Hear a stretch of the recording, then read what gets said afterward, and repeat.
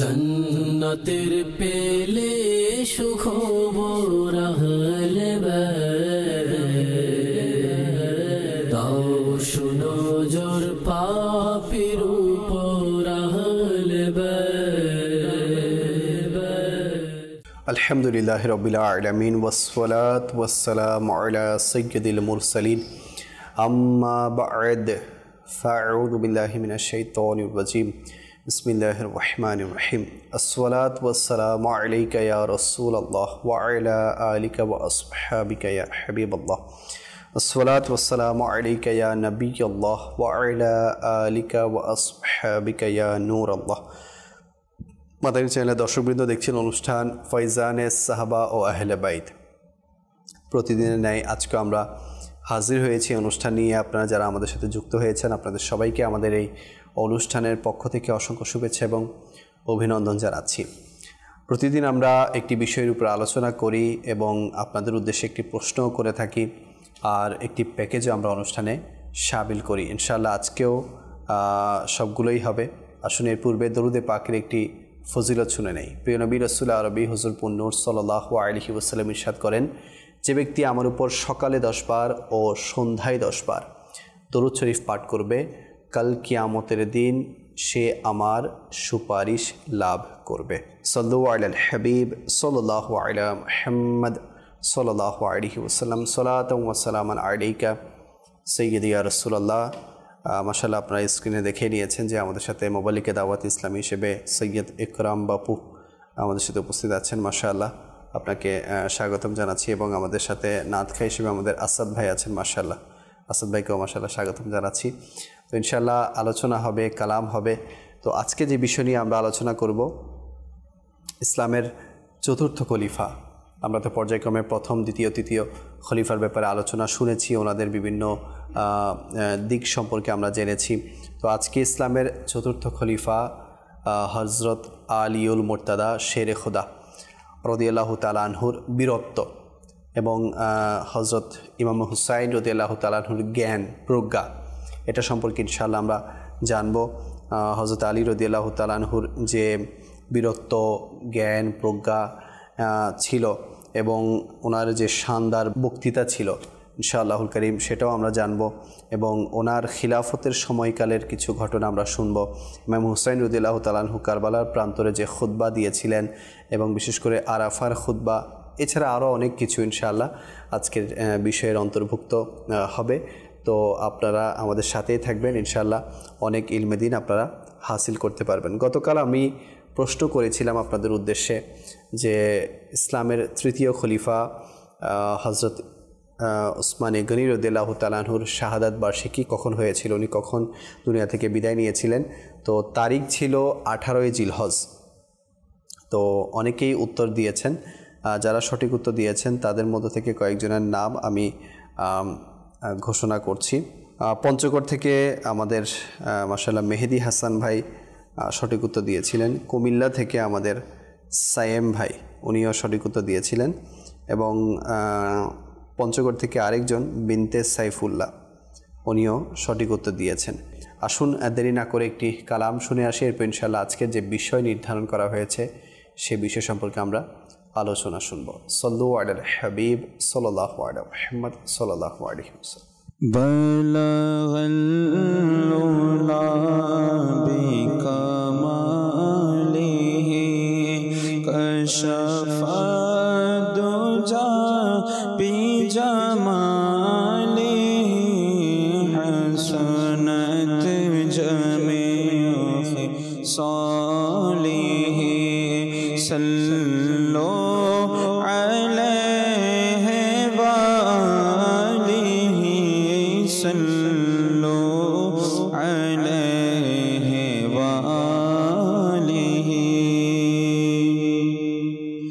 जिसे चादर पे बुला लिया, जिसे चादर पे बुला लिया, जिसे चाहा अपना बना लिया, जिसे चाहा अपना بنا لیا، یہ بڑے کرم کی ہے فیصلے، بڑے کرم کی ہے فیصلے، یہ بڑے نصیب کی بات ہے، بلغ العلا بکمالہ، کشف الدجی بجمالہ، حسنت جمیع خصالہ، صلو علیہ وآلہ، صلو علیہ وآلہ۔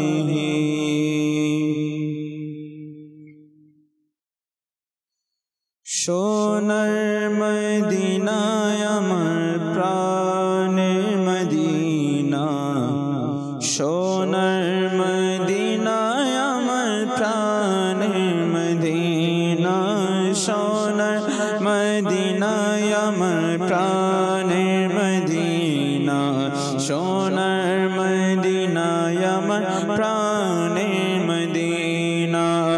ও মদিনা আমায় ডাকো না, ও মদিনা আমায় ডাকো না, সোনার মদিনায় আমার মনে বাসনা, হ্যাঁ সোনার মদিনায় আমার প্রাণের মদিনা, সোনার মদিনায় আমার প্রাণের মদিনা, সোনার মদিনায় আমার প্রাণের মদিনা, সোনার মদিনায় আমার প্রাণের মদিনা।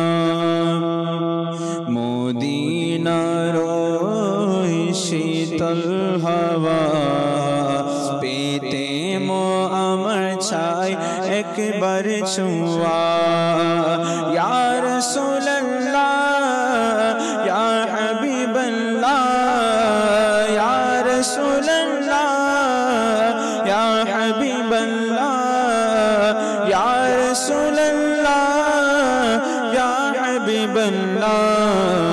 মদিনার ওই শীতল হাওয়া পেতে মো আমার ছাই একবার ছোঁয়া, ও মদিনা আমায় ডাকো না, ও মদিনা আমায় ডাকো না, আমার জীবনের কিছুই চাই না, হ্যাঁ সোনার মদিনায় আমার প্রাণের মদিনা, সোনার মদিনায় আমার প্রাণের মদিনা, সোনার মদিনায় আমার প্রাণের মদিনা, সোনার মদিনায় আমার প্রাণের মদিনা।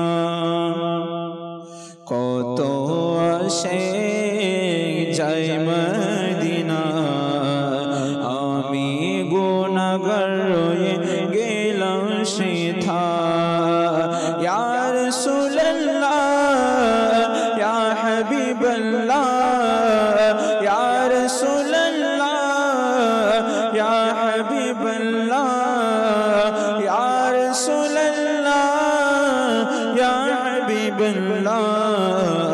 কত আসে যায় মদিনায়, আমি গুনাহগার রয়ে গেলাম সেথায়, শাহে মদিনা আমায় ডাকো না, শাহে মদিনা আমায় ডাকো না, তোমার দিদারের আশায় মন মানে না, হ্যাঁ সোনার মদিনায় আমার প্রাণের মদিনা, সোনার মদিনায় আমার প্রাণের মদিনা, সোনার মদিনায় আমার প্রাণের মদিনা, সোনার মদিনায় আমার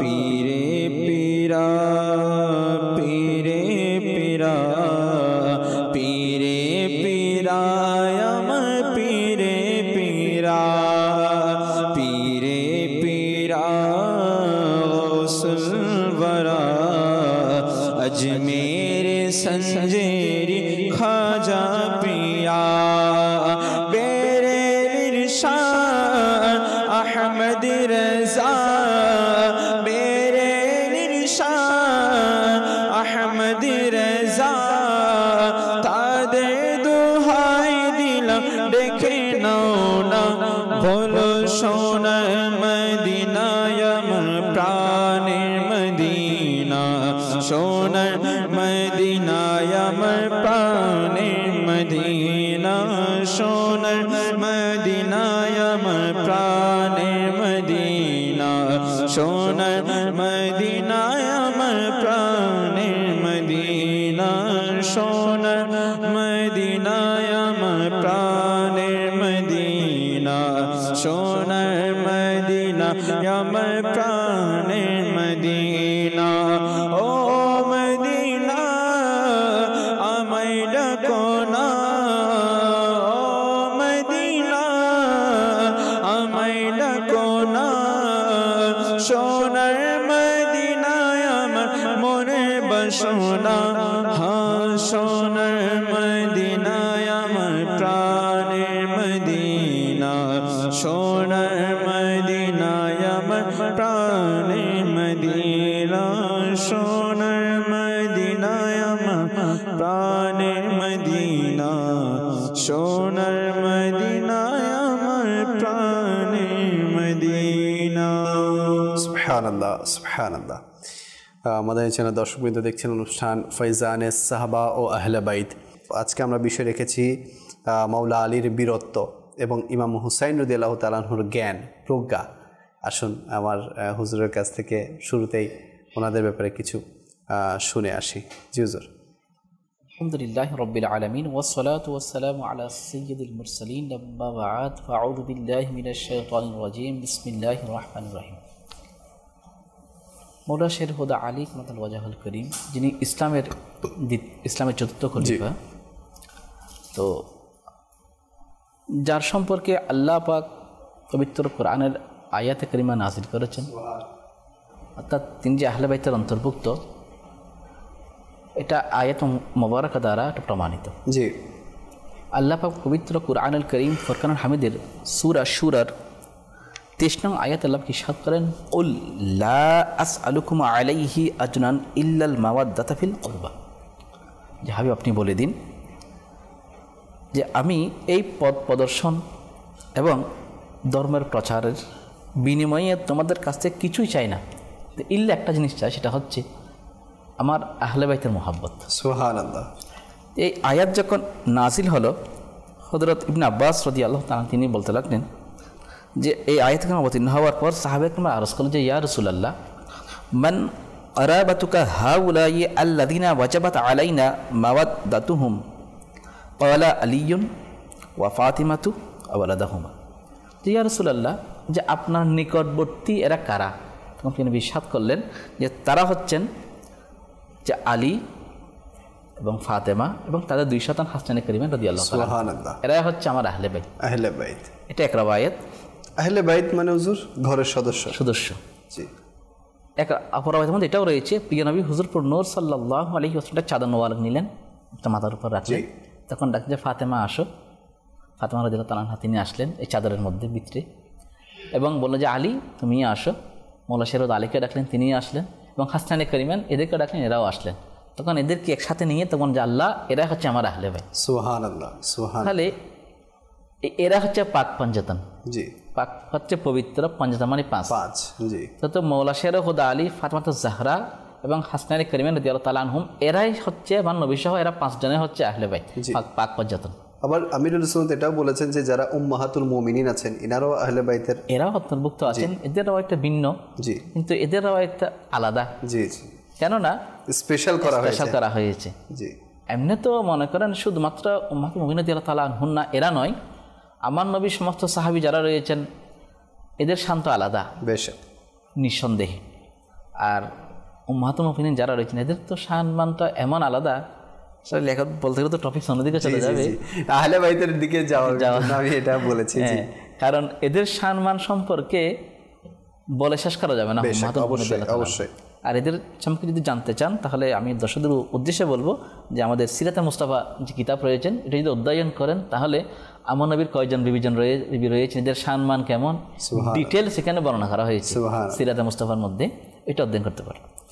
তো আহলে বাইত সম্পর্কে তাহলে এ থেকে বোঝা যায় যে প্রিয় নবী হুজুরপুর নূর সাল্লাল্লাহু আলাইহি ওয়াসাল্লাম মাওলা শেরে হুদা আলীর শান সম্পর্কেও বর্ণনা করেছেন। আবার যারা সাহাবে কিরাম আলাইহিম রিদওয়ানগণ তাদের সম্পর্কে কিন্তু এটাও বর্ণিত রয়েছে যে আসহাবিকাল নুজুম ফাবি আইয়িহিম ইকতাদাইতুম ইহতাদাইতুম, যে আমার সাহাবিগণ হচ্ছে নক্ষত্র প্রাচীন্যে, তোমরা তাদের মধ্যে যার অনুকরণ করবে হেদায়েতের পথ পাবে। সুবহানাল্লাহ। তাহলে এখানে সাহাবে কিরামদের শান মানত তুলে ধরেছেন, আবার আহলে বাইতের শানও তুলে ধরেছেন। আবার মাওলা শেরে হুদা আলী তিনি আহলে বাইতও আবার সাহাবিও, তিনি সাহাবিয়তের মর্যাদা লাভ করেছেন, আহলে বাইতের মর্যাদা লাভ করেছেন। জি অবশ্যই। সেদিক দিয়ে মাওলা শেরে হুদা আলীর শান অনন্য, কেননা নবী করিম রউফুর রহিম সাল্লাল্লাহু আলাইহি ওয়াসাল্লাম অন্য রওয়ায়াতের মধ্যে তিনি ইরশাদ করেছেন যে আনা মদিনাতুল ইলম ওয়া আলিয়ুন বাবুহা। সুবহানাল্লাহ। যে আমি হচ্ছে ইলমের শহর, আলী হচ্ছে ওই শহরের দরজা। তাহলে মাওলা শেরে হুদা আলীর শান কিন্তু কম নয়। তো আহলে বাইত সম্পর্কে আবার এখানে একটা পয়েন্ট এটাও বলে দেই, অনেকে আবার মাওলা আলী রাদিয়াল্লাহু তাআলা আনহুর শান বেশি বুঝতে গিয়ে সিদ্দিক আকবর রাদিয়াল্লাহু তাআলা আনহুর শানের ঘাটতি নিয়ে আসে। না, এটা কখনো বলাও যাবে না, করাও যাবে না। অবশ্যই, কারণ প্রত্যেক কিছুর একটা মাপকাঠি তো অবশ্যই। কারণ আমি রাসূল সাল্লাল্লাহু আলাইহি ওয়াসাল্লাম মহব্বত করি, তার মানে এই নয় যে আমি আল্লাহকে বাদ দিয়ে শুধুমাত্র রসুলকে আল্লাহ পাকের উপর নিয়ে মাজ আল্লাহ আল্লাহর পানা, এমন নয়। কারণ আল্লাহ হচ্ছেন খালেক, রসুল হচ্ছেন মখলুক, এটা মানতে হবে অবশ্যই। কারণ এটার তফসির অনেক আছে, সূরা করিয়ার তফসিরের মধ্যে যে দুনিয়া যে সব কিছু ধ্বংস হয়ে যাবে শুধুমাত্র এক আল্লাহ পাকের অবস্থা থাকবেন, এমনকি মালাকুল মউত যদি মৃত্যুবরণ করবে। অবশ্যই। তো যেখানে কেউ নেই, শুধুমাত্র একমাত্র আল্লাহ যিনি চিরঞ্জীব চিরস্থায়ী, তিনি ওই দিন বলবেন যে ইন্নাল্লাহা আলা কুল্লি শাইইন কাদির, যে আমি একমাত্র সর্বশক্তিমান, আজকে কে আছে আমার সামনে আসো। আল্লাহ পাক এটা হারে, এটার প্রত্যেকের আপন আপন মর্যাদা এটা আছে। আর আমার নবীর শান কেমন, এই জন্য তো বলা হয়েছেন যে खुदा की अजमत क्या है मोहम्मद मुस्तफ़ा जान, मोहम्मद का আজমত क्या है, আজমত क्या है खुदा जाने। তো এটা আমার নবীর মর্যাদা কে জানেন, যে আল্লাহর আজমত কেমন এটা আমার নবী জানেন, আর আমার নবীর সম্মান কাটে আমার আল্লাহ জানেন। বেশক অবশ্যই। এখানে আর আমার আল্লাহ পাক যেখানে ওয়ারাফা লাকা যিকরাক, যে নবীর শানকে বুলন্দ করেছেন, সুউচ্চ করেছেন, এটা কেউ নামাতেও পারবে না, আর অতটুকু উঁচুতে কেউ তুলতেও পারবে না। বেশক বেশক। সেজন্য মৌলা আলী শেরে হুদা ওয়াজুল করিমের সম্মান সম্পর্কে যেমন বলেছেন, তেমনি আবার সিদ্দিক আকবরের শানও বলেছেন। অবশ্যই আমার নবী দুইটা সেটাও ইরশাদ করেছেন। সুতরাং আমরা কম্পেয়ার না করে বরং আমাদের উচিত আপন আপন স্থানের থেকে তাদেরকে মহব্বত করা, ভালোবাসা। অবশ্যই। কাউকে ছোট করা, কাউকে কাটো করে, কাউকে উপরে তোলা, এটা আমাদের বিষয় নেই। তো আমার নবী রসুল আরবি হুজুরপুর নূর সাল্লাল্লাহু আলাইহি ওয়াসাল্লাম হাসান করিমানকে মহব্বত করতে গিয়ে এটাও বলেছেন যে মান আহাব্বাল হাসানা ওয়াল হুসাইন ফাকাদ আহাব্বানি ওয়া মান আবগাদাহুমা ফাকাদ আবগাদানি। যারা যে ব্যক্তি হাসান এবং হুসাইনকে ভালোবাসলো সে আমি নবীকে ভালোবাসলো। অবশ্যই। আর যে এই দুজনের প্রতি বিদ্বেষ পোষণ করলো সে আমি নবীর প্রতি বিদ্বেষ পোষণ করলো। তাহলে এ থেকে বোঝা যায় যে আহলে বাইত হযরতে মাওলা শেরে হুদা আলী রাদিয়াল্লাহু করিম তার শানও বর্ণনা করেছেন এবং হাসান করিমানের শানও বর্ণনা করেছেন। এই জন্য হুসাইন এমন হুসাইন যার মিসাল না দুনিয়ার মধ্যে আছে না অন্য কোনো জগতে আছে। আবার এই দুইজনের নাম হাসান এবং হুসাইন, এই দুইজনের নাম দুনিয়ার কোনো ব্যক্তির নাম, এটা জান্নাতের এই নাম যেটাকে আল্লাহ পাক নির্ধারণ করেছেন, এটা জাহেলি যুগে কোনো ব্যক্তির নাম ছিল না। সুতরাং ওনারা নামের দিক দিয়েও অনন্য, কাজের দিক দিয়েও অনন্য, পরিবারের দিক দিয়েও অনন্য। এর সাথে কোনো মিসাল, কোনো তুলনা কারোর সাথে করা যাবে হবে না। মাওলানা শের খুদ আলী সম্পর্কে যদি বলতে যাই, তার জ্ঞান প্রজ্ঞা এমন ছিল, মাইশা সিদ্দিকা রাদিয়াল্লাহু তাআলা আনহা তার সম্পর্কে বর্ণনা করতে গিয়ে বলেন যে আলীর আলোচনা করা ও ইবাদত। মাওলানা শের খুদ আর আলীর আলোচনা এটা যদি ইবাদত হয়, তাহলে লেখক ভাই চিন্তা করুন যে মাওলানা শের খুদ আলীর শান কেমন। জি জি জি। কারণ আমরা হাদিস মুবারকের মধ্যে শুনেছি যে খানে খাবা দেখে ইবাদত, কোরআনে পাক দেখা ইবাদত, জি, এবং আলেমে দিনের চেহারা দেখা ইবাদত। সুবহানাল্লাহ তো সুবহানাল্লাহ। এখন রেওয়ায়াত যখন আপনি সবগুলো একসাথে আনেন, তখন আপনি কোনটাকে বাদ দিয়ে কোনটাকে নিবেন? যেন আমাদের সবগুলো মানতে হবে। জি, আমার নবী যেটা বলেছেন সেটা হক নিঃসন্দেহে, without any kind of question, without any confusion, without any reason, কোনো প্রশ্ন ছাড়া, সন্দেহ ছাড়া, সংশয় ছাড়া এটাকে মানতে হবে। আর এটাই তো ইমান। কারণ যালিকাল কিতাবুল লা রাইবা ফিহ, এটা আমার কিন্তু কোনো সন্দেহ নেই। তো সন্দেহ ছাড়া আমরা বিশ্বাস করবো। আর সাহাবায়ে কেরাম আলাইহিম রিদওয়ান আমাদেরকে এটাই শিক্ষা দিয়েছেন। বুখারী শরীফের মধ্যে এটাও রয়েছে রওয়ায়াত, আমার নবী যখন মদিনায়ে তৈবার যখন সফর থেকে আসতেন, তখন সাহাবারা জিজ্ঞেস করতেন যে সেই আমার সাহাবারা, এটা মদিনা শরীফ না, এটা মক্কা না? তখন সাহাবা একবার দেখতে পারছে যে এটা মক্কা শরীফ বা মদিনা শরীফ, তারা এটা ভয়ে বলতেন না। তখন তারা বলতেন কি যে আল্লাহ ওয়া রাসূলুহু আ'লাম আযza ওয়া জাল, আল্লাহ এবং রাসূল বড় জানেন। জি। তো এটার রওয়ায়াত এটা বর্ণনা করতে এটা বলছেন যে সাহাবায়ে কেরামরা ভয়ের মধ্যে থাকতো, যদি তারা বলতো যে না ইয়া রাসূলুল্লাহ এটা তো মক্কা শরীফ না, এটা তো মদিনা শরীফ, তো আমার নবীর জবান থেকে যেটা বের হয়েছে আল্লাহ সেটা পরিবর্তন করে দিতেন, মক্কাকে মদিনা বানিয়ে দিতেন, মদিনাকে মক্কা বানিয়ে দিতেন। এটা বুখারী শরীফের মধ্যে রয়েছে। তো সাহাবারা যেখানে ভয় করতেন, সেখানে মৌলা আলীর শানকে কমানো, ছেটে ফেলা, বাড়ানো এটা আমাদেরকে সম্ভব নয়। যেটা আমার নবী বলেছেন সেটা মেনে নেওয়া আমাদের উচিত। মাওলা আলীর প্রজ্ঞা জ্ঞানের কথা বলছি আমরা, যেখানে নবী পাক খুদই ইরশাদ করে দিয়েছেন যে আমি হচ্ছে ইলমের শহর এবং আলী হচ্ছে তার দরজা। এখান থেকেও তো ওনার প্রজ্ঞা এবং জ্ঞানের অনেক মানে আন্দাজ করা যায় যে কেমন জ্ঞানের অধিকারী ছিলেন তিনি। কারণ তার জ্ঞান তো এমন জ্ঞান ছিল না, তিনি যদি কোনো বিচার কার্য বলেন, জি, তার শাসন আমলে একজন মহিলার কাছে দুইজন ব্যক্তি সে কিছু জমা রাখলো, টাকা পয়সা জমা রাখলো। তারা বললো যে আমরা দুইজন যেদিন আসবো আপনার কাছে, আমাদেরকে ওই দিন কী দিবেন, এগুলো রিটার্ন দিবেন, একজনকে দিবেন না, এটা আপনার কাছে আমানত। রেখে চলে গেল। 1 বছর অতিবাহিত হয়ে গেল। 1 বছর পর একজন আসলো, একজন সে বলতে লাগলো যে আমার ওই বন্ধু উনি ইন্তেকাল করেছেন, এখন আমাকে টাকা সবগুলো দিয়ে দিন। এখন ওই মহিলা বিশ্বাস করে টাকা দিয়ে দিল। আবার 1 বছর অতিবাহিত হয়ে গেল। 1 বছর পর এখন আরেক ব্যক্তি আসলো, এসে বলতে লাগলো যে আমার টাকা দাও। তখন বলতে লাগলো যে আপনার করতে গিয়ে আপনার টাকা তো আপনার বন্ধু নিয়ে গিয়েছে। যে কেন দিলেন? যে সে বলে আপনি ইন্তেকাল করেছেন, আমি সেটা বিশ্বাস করলাম। বলছে না, আমার টাকা দিতেই হবে। তখন বিচার আসলো মাওলা শের খুদ আলীর কাছে। মাওলা শের খুদ আলী তাদের চেহারা দেখেই বুঝতে পারলেন যে এই লোকগুলা ওই মহিলাকে ধোঁকা দিচ্ছে। তখন তিনি বলতে লাগলেন যে ঠিক আছে, তোমরাই বলেছিলে 2 জন আসলে দেওয়ার জন্য, 1 জন আসলে দেওয়ার কথা তোমরা বলেন।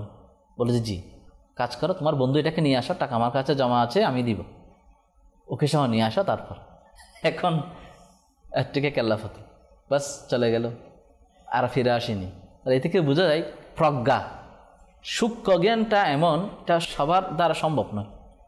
মৌলা শের খুদ আলী কামতাল ওয়াজাহুল করিম, তার প্রজ্ঞা এমন ছিল যে তিনি দেখেই বুঝতে পারতেন যে কোন ব্যক্তি আসলেই দোষী আর কে নির্দোষ, কে 1 নাম্বার কে 2 নাম্বার। আসলে লেখক ভাই এখন তো চেনা মুশকিল, চেনা বড় দায়। আসলে আল্লাহ পাকের দয়া থাকলে যে যতই কপটতা করুক, যে একটা প্রবাদ আছে যে হার বুরে কাম কা আঞ্জাম বুরা হতা, যে প্রত্যেক অসৎ কাজের পরিণাম অসৎ হয়, জি, মন্দা কাজের পরিণাম মন্দ হয়, ভালো কিছু হয় না। তো যারা আহলে বাইত, আর অসৎ বা আপনার মন্দ এটা একদিন না একদিন প্রকাশ হয়েই যায়, অবশ্যই, এটা কখনো লুকায়িত থাকে না। একটা প্রবাদ আছে না যে শাক দিয়ে মাছ ঢাকা যায় না, অবশ্যই ঠিক তদ্রুপ সত্য উদ্ভাসিত হতেই থাকবে। আর এই আমরা শুরু থেকে এই পর্যন্ত আপনি কোন হাদিস দেখেন, কোনো বুজুর্গানে কেরাম, আমি রসুল পাক বা আহলে বাইত রসুল, এদের নেতা অনেক আলা বা আলা, যত বুজুর্গানে দিন যারা চিল্লার বলি, যারা চিল্লা, কখনো না মিথ্যা বলেছেন, না কখনো কাউকে ধোঁকা দিয়েছে? জি। তো এরা সৎপথ অবলম্বন করার কারণ আজকে এরা স্মরণীয় বরণীয়। জি। তো আজকে আমরা যতই বলি না কেন, যত আমরা উপরের দিকে লেভেল ঠিক রাখলেও ভিতরে যদি পরিবর্তন না হয় তো এগুলো দিয়ে কপটতা, ধোঁকা।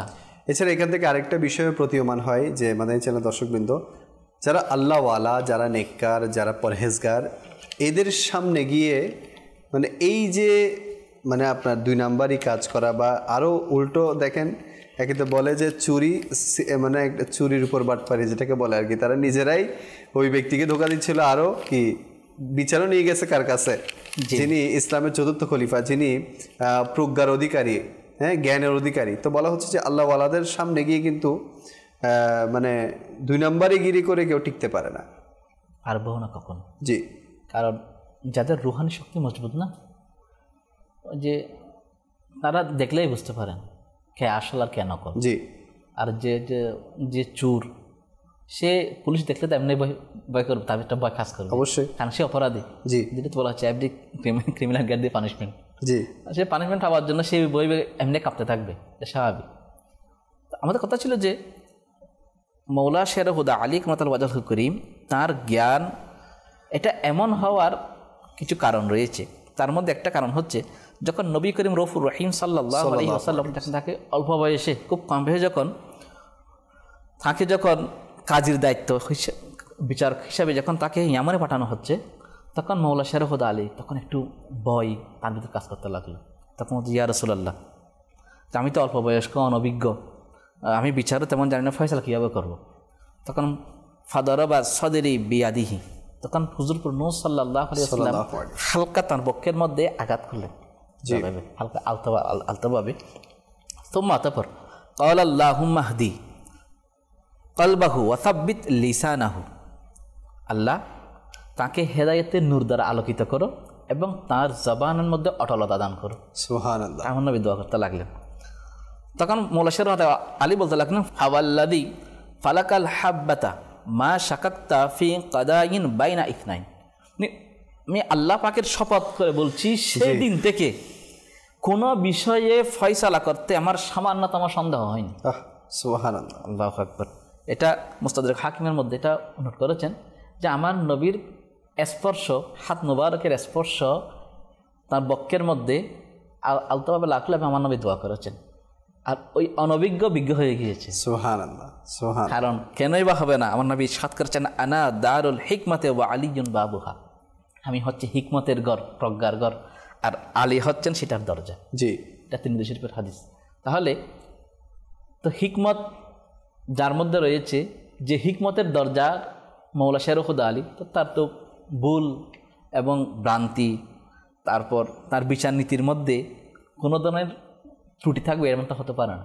কারণ হযরত সাঈদ ইবনে মুসাইয়িব রাদিয়াল্লাহু তাআলা আনহু বলেন যে আমাদের যুগে, ওই যুগের মধ্যে লাম ইয়াকুন আহাদুন মিনাস সাহাবাতে ইয়াকুলু সালুনি ইল্লা আলিয়ান, তা আমাদের ওই সাহাবীদের যুগের মধ্যে মৌলা শের হুদা আলী ব্যতীত এমন কাউকে দেখিনি, এমন কাউকে পাইনি যিনি বলেছেন আমাকে জিজ্ঞেস করো। এখন যে কোনো জিজ্ঞেস করতে পারে। অন্য রওয়ায়াতের মধ্যে এটাও রয়েছে মৌলা শের হুদা আলীকে এমন আল্লাহ পাক এমন জ্ঞান দান করেছেন, তিনি বলতে লাগলেন এখন থেকে কিয়ামত অবধি জি যা সেটা আমাকে জিজ্ঞেস করো, আমি তোমাদেরকে বলবো। আল্লাহু আকবার, আল্লাহু আকবার। কেমন প্রজ্ঞার অধিকারী, কেমন জ্ঞান অধিকারী ছিলেন। এই জন্য তো মৌলা শের হুদা আলী বলছেন যে আল্লামানি রাসূলুল্লাহ সাল্লাল্লাহু আলাইহি ওয়াসাল্লাম আলফা বাবিন ইয়াফতাহু কুল্লু বাবিন ইলা আলফি বাবিন। প্রিয় নবী হুজুরপুর নূর সাল্লাল্লাহু আলাইহি ওয়াসাল্লাম ইলমের 1000 অধ্যায় শিক্ষা দিয়েছেন আমাকে, প্রত্যেক অধ্যায় থেকে ইলমের আরো হাজার হাজার অধ্যায় উন্মুক্ত হয়।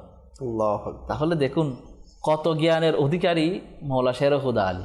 কেন হবে না, যার টিচার হচ্ছে খুদ নবী পাক সাল্লাল্লাহু আলাইহি ওয়াসাল্লাম। তো মৌলা শের হুদা আলীর জ্ঞান যদি পরিমাপ করতে না পারি তো রাসূলের জ্ঞান করতে পরিমাপ করব। কারণ যাকে শিক্ষা দিয়েছেন যে আর রহমান আল্লামাল কোরআন, যে রহমান যিনি, তিনি শিক্ষা দিয়েছেন, কোরআন শিক্ষা দিয়েছেন। এটার তাফসীরের মধ্যে রয়েছে মা কানা ওয়া মা ইয়াকুন, যা কিছু হয়েছে, যা কিছু হবে, সব কিছুর জ্ঞান আমার আল্লাহ পাক আমার নবীকে দান করেছেন। সুবহানাল্লাহ। জান্নাত ইন্না আতাইনাকাল কাউসার, যে হাবিবকে কাউসার দান করেছেন। তো কাউসার যত ধরনের কল্যাণ রয়েছে সব কল্যাণ সবকে আমার নবীকে দান করেছেন। সুবহানাল্লাহ। এখান থেকে আমার মৌলা শের খুদা আলী একটু পেয়েছেন, আর ওইটাতেই তিনি কিয়ামত অবধি কি হবে এটা বলে দিচ্ছেন। তো যেখানে মৌলা শের খুদা আলীর জ্ঞান পরিমাপ করা সম্ভব নয়, সেখানে রাসূল পাক সাল্লাল্লাহু আলাইহি সাল্লামের জ্ঞান পরিমাপ করা কিভাবে সম্ভব হবে? বেশক আল্লাহ পাক আমাদের সবাইকে মাওলা আলী রাদিয়াল্লাহু তাআলা আনহুর এই শান-মান বুঝার তৌফিক দান করুক। আর যারা আল্লাহ ওয়ালা হয় না, তাদের উপর আল্লাহ তাআলার স্পেশাল দয়া থাকে, স্পেশাল রহমত থাকে। তো এই প্রজ্ঞার অধিকারী হওয়া, জ্ঞানের অধিকারী হওয়া, তো এটা কিন্তু আল্লাহ তাআলার দয়া না করলে কেউ হতে পারে না। তো আল্লাহ পাক যারা আল্লাহ পাকের নৈকট্য হাসিল করে, যারা আল্লাহ পাকের সান্নিধ্য হাসিল করে, তাদেরকে আল্লাহ পাকে এই নিয়ামত দ্বারা ধন্য করে। আবার অনেক আল্লাহর নেক বান্দাদের ঘটনা আপনারা শুনতে পারবেন, যাদেরকে আল্লাহ পাক ইলমে লাদুনি দান করে। হ্যাঁ, যারা খুদ আল্লাহ পাকের পক্ষ থেকে এমন অনেক কিছুর জ্ঞানের অধিকারী হয়ে যায়, যেটা সহজে মানে কোথাও থেকে আপনার এটা পাওয়া যায় না। তো এটা আল্লাহ প্রদত্ত লেখা, সবার পক্ষে জুটে না। হযরত আব্দুর রহমান চরবি রাহমাতুল্লাহ আলাইহি তিনি পেয়েছেন, যিনি মাজমুয়ে সালাওয়াত লিখেছেন 30 পারা। এরকম আল্লাহর ওলিরা অনেক রয়েছেন যারা আল্লাহ পাকের সন্তুষ্টির মাধ্যমে আল্লাহ পাকে রাজি করেছেন, যে আল্লাহ পাক তাদের উপর সন্তুষ্ট, তারাও আল্লাহ পাকের উপর সন্তুষ্ট, সেজন্য আল্লাহ পাক তাদেরকে এমন নিয়ামত দ্বারা। সুবহানাল্লাহ, সুবহানাল্লাহ। তো এর জন্য দরকার হচ্ছে আল্লাহ পাকের নৈকট্য হাসিল করা, আল্লাহ পাকের সান্নিধ্য হাসিল করা। আর যারা আল্লাহ ওয়ালা ছিলেন, বিশেষ করে যারা সাহাবায়ে কেরাম আলাইহিম রিদওয়ান ছিলেন, যারা আউলিয়া কেরাম ছিলেন, ওনাদের পদাঙ্ক অনুসরণ করা। ইনশাআল্লাহ দেখবেন আমাদের মধ্যেও প্রজ্ঞা আসবে, আমাদের মধ্যেও হিকমত আসবে, আমাদের মধ্যেও জ্ঞান এর ভান্ডার নসিব হবে। আল্লাহ করিম আমরা মাওলা আলীর যে শান শুনেছি, এ থেকে আমল করার তৌফিক আমাদেরকে দান করুক। ইনশাআল্লাহ আরও আলোচনা হবে, আলোচনায় আসবো আমরা আবারও ফিরে। তো একটি প্যাকেজ আমরা অনুষ্ঠানে শামিল করি, যে প্যাকেজে আমরা ইমাম হুসাইন রাদিয়াল্লাহু তাআলা আনহুর কারামত সম্পর্কে শুনতে পাই, জানতে পাই। আসুন সেই প্যাকেজটি একটু দেখে আসি। সল্লু আলাল হাবিব সাল্লাল্লাহু তাআলা আলা মুহাম্মদ সাল্লাল্লাহু আলাইহি ওয়া আলিহি ওয়াসাল্লাম। মাদানী চ্যানেলের দর্শক শ্রোতা, আজকে আপনাদের সামনে একটি হৃদয় বিদারক ঘটনা নিয়ে উপস্থিত হয়েছি। সেই নরপিশাচরা ইমাম হুসাইন রাদিয়াল্লাহু তাআলা আনহুর মস্তকের সাথে কীরকম বেয়াদবি করেছিল, সেই বিষয়ে আজকে আমরা শ্রবণ করব। ইমামে আলী মাকাম ইমামে হুসাইন রাদিয়াল্লাহু তাআলা আনহুর শাহাদাতের পর তার শির মুবারক থেকে অসংখ্য কারামত প্রকাশিত হয়েছিল। আহলে বাইতের কাফিলার অবশিষ্ট সদস্যরা 11ই মুহাররমুল হারাম কুফায় পৌঁছেছিলেন। এর আগেই শুহাদায়ে কারবালার মস্তক মুবারকগুলো সেখানে পৌঁছানো হয়েছিল। ইমাম হুসাইন রাদিয়াল্লাহু তাআলা আনহুর শির মুবারক যুগের কলঙ্ক নর পিশাচ ইয়াজিদি খাউরি বিন ইয়াজিদের কাছে ছিল। ইমাম হুসাইন রাদিয়াল্লাহু তাআলা আনহুর মস্তক মুবারক নিয়ে সেই হতবাগা রাতের বেলায় কুফায় পৌঁছেছিল, কিন্তু রাজপ্রাসাদের দরজা বন্ধ থাকায় সে মস্তক মুবারককে নিয়ে তার বাড়িতে চলে এলো। সেই হতবাগা নুরানি সেই মস্তক মুবারককে বেয়াদবির সাথে মাটিতে রেখে একটি বড় পাত্র দ্বারা ঢেকে রাখল এবং তার স্ত্রী নওয়ারকে গিয়ে বলল, আমি তোমার জন্য আজীবনের ধন দৌলত নিয়ে এসেছি, তুমি গিয়ে দেখো হুসাইন বিন আলীর মস্তক তোমার ঘরে পড়ে আছে। তার স্ত্রী ক্রুদ্ধ হয়ে বলে উঠল, হে পাপিষ্ট, তোর উপর আল্লাহর লানত বর্ষিত হোক, তুই চিরতরে ধ্বংস হয়ে যা। মানুষেরা তো স্বর্ণ রূপ্য মণি মাণিক্য নিয়ে আসে, আর তুই আমার জন্য নূর নবী সাল্লাল্লাহু আলাইহি ওয়াসাল্লামের 2 হিজড়ের পবিত্র মস্তক নিয়ে আসলি। দূর হো আমার কাছ থেকে, তুই দূর হো, খোদার কসম আমি আর কখনো তোর সাথে থাকব না। এই বলে নওয়ার তার শয্যা থেকে উঠে দাঁড়ালো, আর যেখানে সেই নুরানি মস্তক মুবারক রাখা হয়েছিল সেখানে গিয়ে বসলো। নওয়ারের বর্ণনা, খোদার কসম আমি দেখতে পেলাম আসমান থেকে সেই বর্তন পর্যন্ত, যেই বর্তনে মস্তক মুবারক রাখা হয়েছে, আসমান থেকে একটি নূরের স্তম্ভ ঝলমল করছিল এবং সেই বর্তনের চারদিকে সাদা সাদা পাখি উড়ছিল। যখন সকাল হলো, খাউরি বিন ইয়াজিদ সে নুরানি মস্তক ইবনে জিয়াদের কাছে নিয়ে গেল। মাদানী চ্যানেলের দর্শক শ্রোতা, আমরা এই ঘটনা থেকে শ্রবণ করতে পেরেছি যে ইমাম হুসাইন রাদিয়াল্লাহু তাআলা আনহুর মস্তক মুবারকের মধ্যে কেমন কারামত ছিল। যখন সেই মস্তক মুবারক বর্তনে রাখা হয়েছে তখন সেই মস্তক মুবারকের মধ্যে নূর জলমল করছিল। মাদানী চ্যানেলের দর্শক শ্রোতা, আমরা এই ঘটনা থেকে শ্রবণ করতে পেরেছি ইমামে হুসাইন রাদিয়াল্লাহু তাআলা আনহুর মস্তক মুবারককে সেই নর পিশাচ তার ঘরের মধ্যে নিয়ে এসেছিল এবং সেই মস্তক মুবারক থেকে কেমন কারামত প্রকাশিত হয়েছিল। সল্লু আলাল হাবিব সাল্লাল্লাহু তাআলা আলা মুহাম্মদ সাল্লাল্লাহু আলাইহি ওয়া আলিহি ওয়াসাল্লাম। সুবহানাল্লাহ। ইমামে হুসাইন রাদিয়াল্লাহু তাআলা আনহুর মস্তক মুবারকের কারামত আমরা শুনলাম। সুবহানাল্লাহ। আসলে কেনই বা এই কারামতগুলো প্রকাশিত হবে না? যে মস্তক মুবারকে নবী করিম সাল্লাল্লাহু আলাইহি ওয়াসাল্লামের আদরের ছাপ ছিল। নবী করিম সাল্লাল্লাহু আলাইহি ওয়াসাল্লাম ইমাম হুসাইন রাদিয়াল্লাহু তাআলা আনহুর মানে এত বেশি মহব্বত করতেন। নবী পাক সাল্লাল্লাহু আলাইহি ওয়াসাল্লামের ছোঁয়া স্পর্শ ইমাম হুসাইন রাদিয়াল্লাহু তাআলা আনহুর উপর ছিল। তো এজন্যই ইমাম হুসাইন রাদিয়াল্লাহু তাআলা আনহু সেই মস্তক মুবারক থেকেও কারামত প্রকাশিত হয়েছে। আল্লাহ করিম বাস আমাদের সবাইকে ইমাম হুসাইন রাদিয়াল্লাহু তাআলা আনহুর মহব্বত অন্তরে ধারণ করার তৌফিকে দান করুক ইনশাআল্লাহুল করিম। আমরা ইমাম হুসাইন রাদিয়াল্লাহু তাআলা আনহুর ব্যাপারেও আজকে কিছু জানার চেষ্টা করব। তো অনেক দর্শক আমাদের সাথে যুক্ত হয়েছেন কলের মাধ্যমে, আসুন সেই কলগুলো আমরা একটু শুনে আসি। আমি আপনাদের কথা নিতে একদিন দর্শক, আপনাদের কাছে দোয়া চাই, আল্লাহ তাআলা আমাকে যে দাওয়াত দিচ্ছেন যে খাবার জন্য সেটা থাকতে পারি। মাশাআল্লাহ। আল্লাহ পাক আপনার সমস্ত নেক জায়েজ দোয়াগুলোকে কবুল করুক। আল্লাহ পাক আপনার যত পেরেশানি আছে সেগুলোকে দূর করুক। জি, পরবর্তী কল। মোহাম্মদ ইউনুস আলী, আপনার মাদানী চ্যানেল দেখতে খুব ভালো লাগে আমার, যে আমার একটা গজল শুনতে চাই। আচ্ছা, একটি কালাম শুনতে চেয়েছেন, নাচ শুনতে চেয়েছেন, ইনশাআল্লাহ আমাদের সাথেই থাকুন। আমরা আমাদের অনুষ্ঠানে আবারও আমরা কালাম শোনার চেষ্টা করব। জি, আমি জামালপুর থেকে বলছি, মোহাম্মদ আলী। মাদানী চ্যানেলের অনুষ্ঠান ফয়জানে সাহাবা ও আহলে বাইত, যে অনুষ্ঠানটি দেখছি আমার খুবই ভালো লাগছে। মাশাআল্লাহ মাশাআল্লাহ। জি, আমি নীলফামারী জেলা থেকে মোহাম্মদ আলমগীর আক্তারি বলছি। আমি একটি কালাম শুনতে চাই, সবচেয়ে আলা ওয়ালা আমারা নবী। আচ্ছা, ইনশাআল্লাহ আমাদের সাথেই থাকুন। জি, পরবর্তী কল। আমার নাম তাহসিনা তাসবিন ফাইজান, জেলা চকরিয়া। আমি একটি নাচ শুনতে চাই, নাচের নাম সোনার মদিনা কানের মদিনা। ইনশাআল্লাহ আমরা কালাম শুনবো, মানকাবাতও শুনবো কারবালার।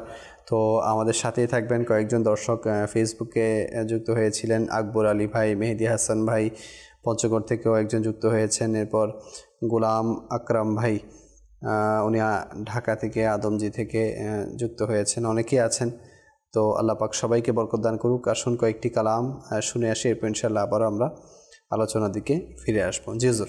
मेरे हुसैन तुम्हें सलाम, मेरे हुसैन तुम्हें सलाम, अस्सलाम या हुसैन, अस्सलाम या हुसैन, अस्सलाम या हुसैन।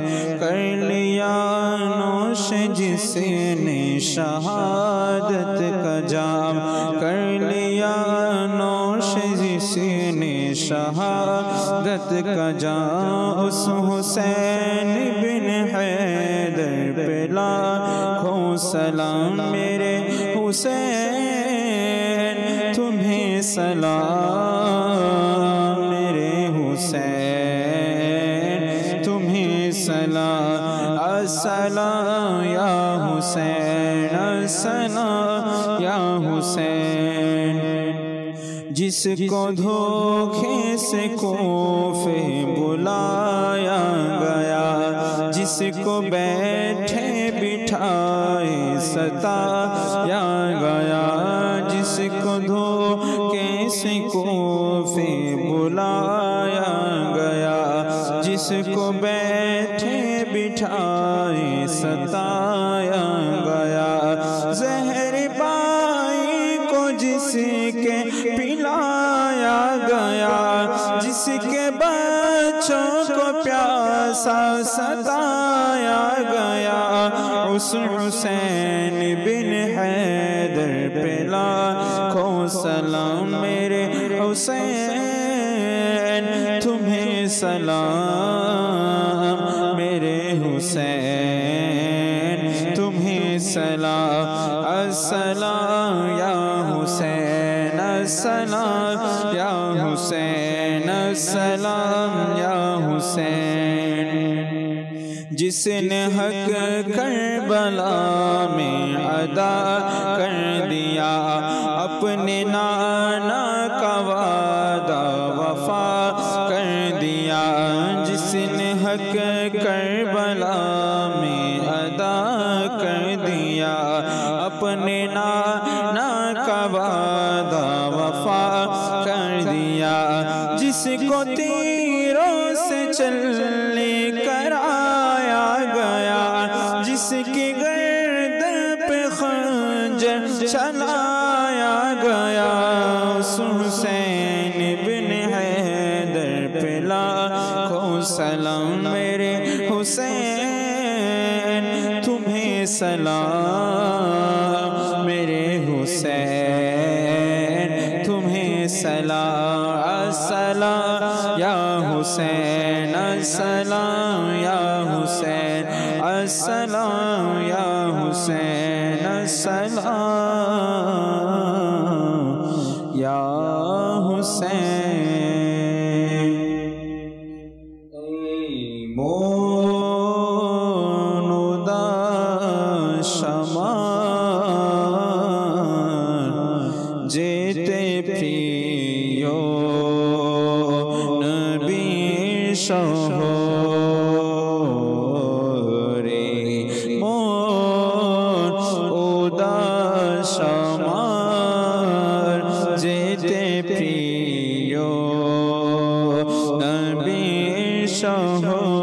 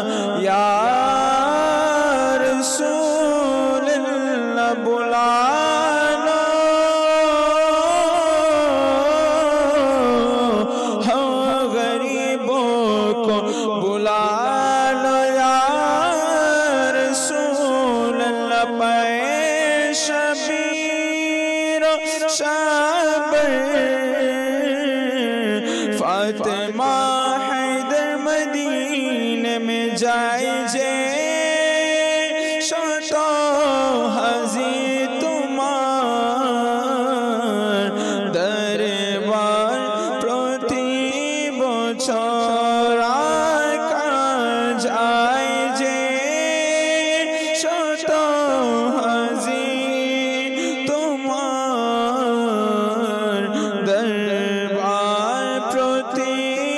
বছর মন চায় আমার যায় পেতে তোমার কৃপার নজর মন চায় আমার যায় পেতে তোমার কৃপার নজরে মন উদাস আমার যেতে প্রিয় নবীর শহর কোন দিন ফুরাই জানি এ অধমে আশার প্রহর। সুবহানাল্লাহ, সুবহানাল্লাহ। আমরা খুব সুন্দর কালাম শুনলাম আমাদের আসাদ ভাইয়ের কাছ থেকে। তো আমাদের চ্যানেল দর্শকবৃন্দ, আপনারা অনুষ্ঠান দেখছেন ফয়জানে সাহাবা ও আহলে বাইত। তো এই অনুষ্ঠান থেকে আমরা সাহাবীদের আলোচনা শুনি, কারবালা ওয়ালাদেরও আলোচনা শুনবো ইনশাআল্লাহ সামনে।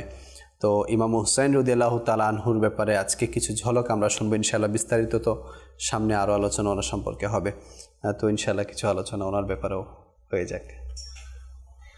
হযরত ইমাম হুসাইন রাদিয়াল্লাহু তাআলা আনহু, যার সম্পর্কে নবী করিম রউফুর রহিম সাল্লাল্লাহু আলাইহি ওয়াসাল্লাম ইরশাদ করেছেন, আল হাসান ওয়াল হুসাইন সাইয়্যিদা শাবাবি আহলিল জান্নাহ। আমার হাসান এবং হুসাইন হচ্ছে জান্নাতের যুবকদের সর্দার। জি, আবার এটাও সাথে রয়েছে, মানে এটাও ইরশাদ করেছেন মওলা শাহ হুদা আলী কিন্তু জান্নাতের সর্দার হবেন। কাদের? যে সমস্ত ব্যক্তি নয় যুবক নয় বৃদ্ধ, আচ্ছা, এই অবস্থায় যারা ইন্তেকাল করবে তাদের সর্দার হবেন হযরত সাইয়েদনা ফারুক আজম রাদিয়াল্লাহু তাআলা এবং মাওলা শের হুদা আলী। সুবহানাল্লাহ, সুবহানাল্লাহ। এরা তাদের সর্দার হবে। জি, এটা ফয়জান মদিনার মধ্যে এটা বর্ণিত রয়েছে। গত এক মাস আগে এটা আসছিল, এটা নতুন পেয়েছিলাম আমরা ফয়জান মদিনার মধ্যে। যারা নিয়মিত পাঠক যারা রয়েছেন তারা অবশ্যই অনেক নতুন নতুন মাস্টার এখানে পাচ্ছেন এবং পাবেন। তো আসলে দিমরি লন যথাযথ শিখবেন। তো মৌলা শের হুদা আলীর শানও যেমন, আর হাসানে করিমের শান কেমন। সুবহানাল্লাহ। যদি বর্ণনা করা হচ্ছেন যে হযরতে ইমাম হাসান মুজতাবা রাদিয়াল্লাহু তাআলা আনহু, যার এক অংশ আমার প্রিয় নবীর মতো, আর ইমাম হুসাইন রাদিয়াল্লাহু তাআলা যার আর এক অংশ আমার প্রিয় নবীর মতো। সুবহানাল্লাহ। দুইজনের মধ্যে আমার প্রিয় নবীর সাদৃশ্য খুঁজে পাওয়া যায়। ইমাম হুসাইন রাদিয়াল্লাহু তাআলা আনহু যখন কারবালার জমিনে যখন উপস্থিত হয়েছেন, জি,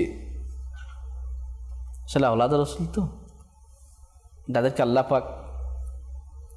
আল্লাহ পাকের দয়া দ্বারা ধন্য করেছেন এবং সাথে সাথে তাদেরকে ইলমে গায়েবের খাজানাও দান করেছেন। জি, এটা আল্লাহ পাকের দয়ায়। হযরত ইমাম হুসাইন রাদিয়াল্লাহু তাআলা আনহু তিনি যখন তাঁবু থেকে বের হলেন, তিনি লড়াই করার পূর্বে একটা ভাষণ দিলেন সেখানে, যে আমি কে চিনো?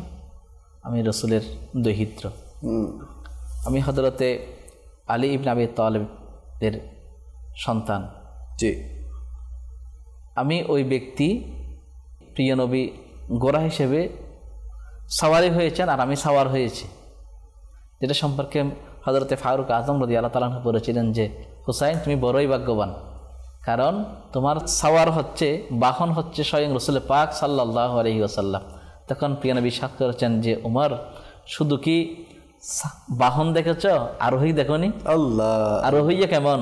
সেটা সাইয়্যিদা শাবাবি আহলিল জান্নাহ, এটা জান্নাতের যুবকদের সর্দার। এটা ময়দানে কারবালার মধ্যে ৭২ জন বাখতলাফে রাওয়ায়াত ৮২ জন যারা নিজের প্রাণ উৎসর্গ করবেন, কুরবান করবেন শুধুমাত্র নানাজানের ইসলামকে জীবিত করার জন্য। জি, সুতরাং আরোহীয়া তেমন, যেমন বাহন তেমন আরোহী, সেটা একটু দেখো। তো আমি হচ্ছি সেই হুসাইন। তিনি এই ভাষণটা দেওয়ার উদ্দেশ্যের এটাই, যদি কোনো আহলে বাইতে রসুলকে মোহাব্বতকারী যদি ওইখানে থাকে সে চলে আসবে। এটা এক রাওয়ায়াত। অন্য রাওয়ায়াতের মধ্যে এটা আছে যে ইমাম হুসাইন রাদিয়াল্লাহু তাআলা যখন ময়দানে কারবালা যখন দাঁড়ালেন, তখন তিনি দেখতে লাগলেন যে একজন হুসাইনে আশেক রসুল সেখানে ওই কাতারের মধ্যে রয়ে গিয়েছে, কাফেলার মধ্যে রয়েছে। যখন ইমাম হুসাইন রাদিয়াল্লাহু তাআলা এই ভাষণ দিলেন, তখন হুর বিন ইয়াজিদ, যে ইয়াজিদের পক্ষে থেকে ইমাম হুসাইনের বিপক্ষে লড়াই করার জন্য এসেছিল, তখন তার চক্ষু থেকে আল্লাহ পাক পর্দা সরিয়ে দিয়েছেন। তখন সে ঘোড়া নিয়ে এখান থেকে যখন বের হচ্ছে, তখন তাকে জিজ্ঞাসা করা হচ্ছে, তুমি কোথায় চলে যাচ্ছ? তুমি তো এই দলের লোক এবং একটা অংশে তুমি সেনাপতি। তখন হুর বিন গিজিদ বলতে লাগলো, আমি স্পষ্টভাবে দেখতে পাচ্ছি একদল জাহান্নামী এবং একদল জান্নাতি, হক এবং বাতিল আমি আমার চোখের সামনে।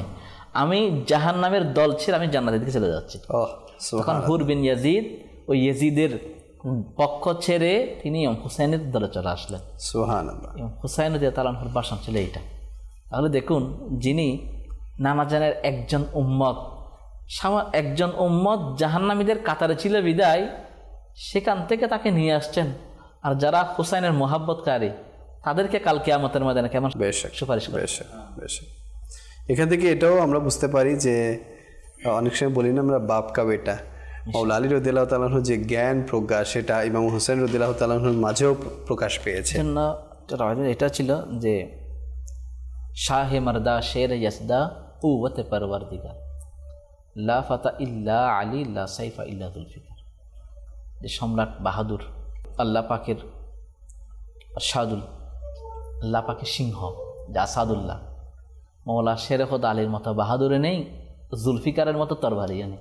সুবহানাল্লাহ, সুবহানাল্লাহ। তো ওই জুলফিকার হাতে নিয়ে হযরতে ইমাম হুসাইন রাদিয়াল্লাহু তাআলা যখন তরবারি হাতে নিয়েছিল, যখন এখানে একটা রওয়ায়াত এটা হচ্ছে আমরা অনেকেই বা শুনেছি বা অনেকেই এভাবে বলে ফেলেছে, ইমাম হুসাইন রাদিয়াল্লাহু তাআলা আনহু ময়দানে কারবালায় গিয়ে, তখন তো জুমার দিন ছিল, আজান হচ্ছে, তখন তিনি রক্তাক্ত অবস্থায় তখন তিনি রক্ত দিয়ে ওযু করলেন, সেখানে মাঠের মধ্যে নামাজ পড়লেন।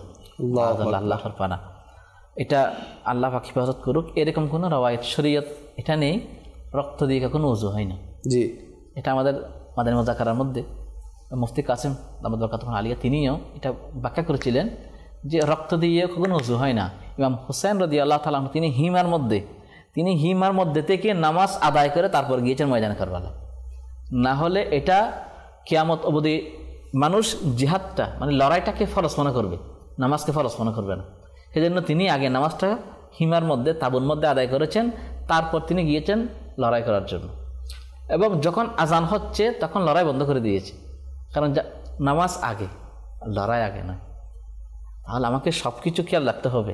আমি আবেগের বশীভূত হয়ে আমি যেরকম বলে দিলাম মানুষকে মিটকে আল্লাহ পানা, যেটা রাওয়ায়াতের মধ্যে নেই, আমি মোহাব্বত করতে গিয়ে এমন কথা বলে ফেলছি, কাল কিয়ামতের মধ্যে এটাও জিজ্ঞাসিত করা হবে। কারণ যেটা শরীয়ত বিরোধী, রক্ত দিয়ে কখনো উযু হয় না। রক্ত দিয়ে এখন ডাইরেক্ট রক্ত দিয়ে উযু করে ফেললো, তিনি এখানে নামাজ আদায় করলেন, ওইখানে এটা এমনটা নয়। কারণ শরীয়তের জায়গায়, আবেগের জায়গায়, বিবেকের জায়গায়। আর আবেগকে কখনো বিবেকের উপর প্রশ্রয় দেওয়া যায় না, কারণ যদি প্রশ্রয় পেয়ে যায় তখন উল্টা পাল্টা। আর বিবেক যখন আবেগের ঊর্ধ্বে থাকবে তখন শরীয়ত, তরিকত, মারফত, হাকিকত, সাদাকত সব কিছু চলবে। ইশকে মোহাব্বতও থাকবে, রসুলের প্রেমও থাকবে, আল্লাহ পাকের হুকুমও থাকবে, হোসেনের মোহাব্বতও থাকবে, সিদ্দিক আকবরের মোহাব্বতও থাকবে, দুইটাই লাগবে।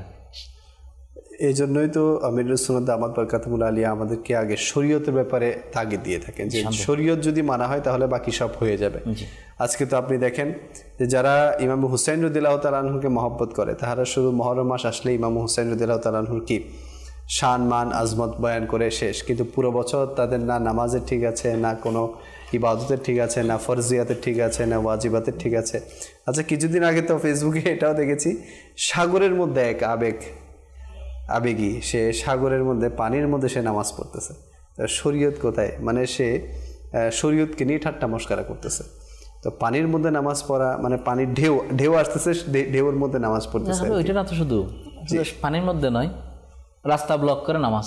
হ্যাঁ, রাস্তার মধ্যে এতগুলো মসজিদ আছে, মসজিদ শূন্য আর রাস্তা তো পরিপূর্ণ, এখানে মানুষজন, রাস্তার ব্লক করে সেখানে নামাজ। তারপর স্টেজের মধ্যে কোনো একটা প্রোগ্রাম হচ্ছে বা কোনো প্রোগ্রামের স্টেজের মধ্যে এক পাশে গিয়ে সেখানে নামাজ, এখানে বেগানা মহিলা আছে, এটা সোশ্যাল মিডিয়ায় আসতেছে, এগুলো পত্রিকার মধ্যে আসতেছে যে কেমন নামাজি অনেকে দিচ্ছেন। এখন নামাজি তো সেটা ঠিক আছে, কিন্তু যেখানে বেগানা মহিলার আনাগোনা, যেখানে পাশে মহিলারা বসা আছে সেখানে নামাজ পড়ছেন, এতগুলো মসজিদ নামাজ আদায় করার জন্য। আমরা সেগুলো দেখি। তো হুসাইন, আপনি যেটা বললেন শুধুমাত্র হাই হুতাশ করলাম তারপর, এটা নয়। ইমাম হুসাইন তো দাড়ি মুন্ডনকারী ছিলেন না, ইমাম হুসাইন তো বেনামাজে ছিলেন না, ইমাম হুসাইন মৃত্যুক ছিলেন না, ইমাম হুসাইন দুঃখাবাস ছিলেন না, ইমাম হুসাইন প্রতারক ছিল না, ইমাম হুসাইন কারো হক আত্মসাৎ করে নাই। আমি এভাবে করি, আমি এটা অবলম্বন করি। হুসাইনের মহাব্বত তো এটা, কারবালার শিক্ষা তো এটা। কারণ ইসলামকে জীবিত করার জন্য গরদান দিয়েছেন, ইমান দেন নাই। কারণ ইমাম হুসাইন যদি ইমান দিত, তার হাতে যদি হাত রাখতো, বসতে স্বীকার করত, তাহলে আরবের সুন্দরী নারী এবং যত ধরনের ধন সম্পদ, মণি, মুক্ত, জহরত সবগুলো ইমাম হুসাইনের কদমের মধ্যে রাখতো। সুবহানাল্লাহ। কিন্তু তিনি সেটা করেন নাই। কখনো বাতিলের কাছে, কখনো মিথ্যার কাছে কখনো মাথা নত করেন। এখন আমাদের তো এটা ওইটা ধারণ করা উচিত। ইমাম হুসাইন তো কারবালা জমিনের মধ্যে অভুক্ত ছিলেন 2 দিন 3 দিন, তখন নামাজ কাজা করেছেন, কোরআন পাকে তেলাওয়াত ছেড়েছেন কখনো? এখন আমরা তো কোরআন পাকে তেলাওয়াত করি সেই রমজান মাসের মধ্যে, তাও 10 দিন বা 15 দিনের পরে শেষ, খতম তারাবি শেষ, নামাজও শেষ, কোরআন তেলাওয়াতও শেষ। ইমাম হুসাইন তো এভাবে ছিলেন না। আমরা ওইগুলো দেখি। ইমাম হুসাইনের দানশীলতা কেমন ছিল সেগুলো দেখি, ইমাম হুসাইনের জোহদ তাকওয়া কেমন ছিল সেগুলো দেখি। সারার অভুক্ত ক্ষুধার্ত নামাজও আদায় করেছেন, আল্লাহ পাকে স্মরণ করেছেন। আবার এই জন্যই তো আমার নবী ইমাম হুসাইনের ইস্তিকামতের জন্য, ধৈর্যের জন্য দোয়া করেছিলেন। না হলে হুসাইন রাদিয়াল্লাহু তাআলা আনহুর জ্ঞান প্রজ্ঞা কেমন ছিল, তিনি অনেকভাবে ইয়াজিদকে সেদিন বোঝানোর চেষ্টা করেছিলেন, কিন্তু এরপরও বুঝে নেই। কিন্তু এরপরও তিনি ইসলামের জন্য মাথাকে নোয়ায় নেই। এটাই তো একজন আসল যে জ্ঞানী, আসল যে প্রজ্ঞার অধিকারী, হিকমতের অধিকারী, তার পরিচয়। হিকমত কেমন হবে না? মৌরা শেরহুদ আলীকে এক বিদ্যান মিশে বলতে লাগলো যে আলী, আপনার দাড়ি তো খুব বেশি ঘন, দাড়ি বেশি, দেখেন আমারটা পাতলা কম, এটা আপনি কী বলবেন? এটা সম্পর্কে আপনাদের কোরআনে আছে? তখন মৌলা শেরহুদ আলী বলছেন, অবশ্যই আমাদের কোরআনের মধ্যে এটাও আছে। তো বলছে কীভাবে? তখন যে সূরা আরাফের 58 নং আয়াত আল্লাহ ইরশাদ করেছেন যে উৎকৃষ্ট জমি, উৎকৃষ্ট ভূমি এর ফসল তার প্রতিপালকের আদেশেই উৎপন্ন হয়। আর যেটা নিকৃষ্ট সেটা কঠোর পরিশ্রমের মাধ্যমে অল্প উৎপন্ন হয়। কারণ এর থেকে বোঝা যায় যে আমি উৎকৃষ্ট, সেই জন্য আমার জমি উর্বর, আর তুমি নিকৃষ্ট, সেই জন্য তোমার জমি অনুর্বর। আমার জমি উর্বর, এটা আল্লাহ পাকের দয়ায়, আর তোমার জমি অনুর্বর, সেটা আল্লাহ পাকের অসন্তুষ্টতার কারণ।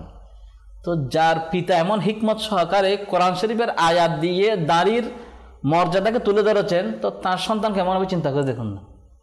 সেই জন্য তো তিনি রাজত্বের জন্য নয়, ক্ষমতার জন্য নয়, তিনি তাকে হিকমতের মাধ্যমে বোঝাতে চেষ্টা করেছেন যেটা শরীয়ত বিরোধী। ভাই বোনের বিবাহ জায়েজ, মদ জুয়া জায়েজ, এগুলো যখন প্রচলন করতে চাইল, ইমাম হুসাইন রাদিয়াল্লাহু তাআলা চাইলে তাকে বর্ষতা স্বীকার করতে পারতো, তার চেষ্টা করেন। যেটাকে আমার নবী হারাম ঘোষণা করেছেন, সেটাকে হালাল কেমনে করব? আমার নবী তো মুখতারে কুল। এখানে বলতে তো অনেক কথা। হযরত আসমা বিনতে উমাইস রাদিয়াল্লাহু তাআলা আনহা, তার সময় যখন এক লড়াই ইন্তেকাল করেছিলেন, তো ইন্তেকালের পর দেখুন আমার নবীর হিকমত আর আমার নবীর এখতিয়ার। তো ওনাকে উটের উপর ইন্তেকালের পর, শহীদ হওয়ার পর ওনাকে উটের কাফন পরিয়ে উটের উপর করে ওনাকে বাড়িতে পৌঁছে দেওয়া হচ্ছে। এখন উট সামনে যায় না, পেছনে যায় না। ওনারা এতবার ওনাকে সামনে দিকে নিয়ে যেতে চায়, কিন্তু উট সামনে দিকে যায় না। এখন প্রিয় নবী যখন দেখলেন, বলছে দাঁড়াও, একটা ফাঁকা করো, ওনার পরিবারের কে আছে দেখো। উনি কি কোনো ওসিয়ত করেছে আশা, মানে এখানে লড়াই করার আসার আগে কোনো ওসিয়ত করেছে বা কোনো দোয়া করেছে? তখন বলতে লাগলেন হ্যাঁ, উনি ঘর থেকে বের হয়ে এই দোয়া যে আল্লাহ, আমি তোমার পথে তোমার নবীর আদর্শ বাস্তবায়ন করার জন্য, তোমার নবীকে সন্তুষ্ট করার জন্য আমি তোমার পথে সফর করছি, আমি যেন দ্বিতীয়বার এখানে ফিরে না আসি, আমাকে এই ব্যবস্থায় রাখিয়ে। আল্লাহ এটা কবুল করেছেন যে বাস সে ঘরে আর যাবে না। তাহলে দেখুন সাহাবে একরামের মর্যাদা কেমন, জবান থেকে বের আল্লাহ কবুল করেছেন। আর উট কেন নিয়ে যাচ্ছে না? হচ্ছে উঠকে কে বলে দিয়েছে উঠ যাচ্ছে না? তখন আমার বলছি না, তাকে এখানে দাফন করো। হযরত আসমা বিনতে উমাইস রাদিয়াল্লাহু তাআলা তিনি ছিলেন আমার নবী, তাঁর তো শিবিয়ে গেল। দেখুন একজন স্ত্রী স্বামীহারা আমার নবীকে দেখে বলতে, ইয়া রাসূলুল্লাহ, আমার স্বামী তো নেক, আমি কী করবো? এখন আমার যৌবন আছে, এই জন্য তো আমি চলে এসেছি। যে আসমা বিনতে উমাইস, তুমি কয়েকদিন কী করো? শোক পালন করো কয়দিন? 3 দিন। যে একশত একজন স্ত্রীর স্বামী ইন্তেকাল করলে 4 মাস 10 দিন কিন্তু ঈদ পালন করবে। কারণ আমার নবীর এখতিয়ার, বুঝলে তুমি 3 দিন কী করো? শোক পালন করো। 3 দিন পরে চতুর্থ দিন হযরত সিদ্দিক আকবর রাদিয়াল্লাহু তাআলা তার শাদী করে দিলেন। সুবহানাল্লাহ। এটা হচ্ছে ইখতিয়ারে, এটা হচ্ছে আমার নবীর ইখতিয়ার, এটা আমার নবী যা করে সেটা শরীয়ত। এখন এজিদ যদি এসে যদি নতুন কিছু কায়েম করতে চায়, এটা তো শরীয়ত, এটা তো হুসনান কখনো মানবে না। অবশ্যই, কারণ তিনি ওই পিতার সন্তান, যেই পিতা জুলফিকার ধারণ করে কখনো বাতিলকে কখনো কি করে নাই, বাতিলের কাছে মাথা নত করেন নাই, কখনো শরীয়ত বিরোধী কোনো কাজ তিনি করেন নাই। যিনি জাহেলিয়া যুগের মধ্যে কখনো কোনো মিথ্যা মাবুদকে সিজদা করে নাই, এটা মাওলা শের খুদা আলী। বেশক বেশক। আল্লাহ পাক আমাদের সবাইকে মাওলা আলী রাদিয়াল্লাহু তাআলা আনহু এবং ইমাম হুসাইন রাদিয়াল্লাহু তাআলা আনহু ইনাদের শান মান বুঝে ইনাদেরকে মহব্বত করার তৌফিক দান করুক। সাল্লু আলাল হাবিব সাল্লাল্লাহু আলা মুহাম্মদ সাল্লাল্লাহু আলাইহি ওয়াসাল্লাম। জান্নাতের পেলে সুখ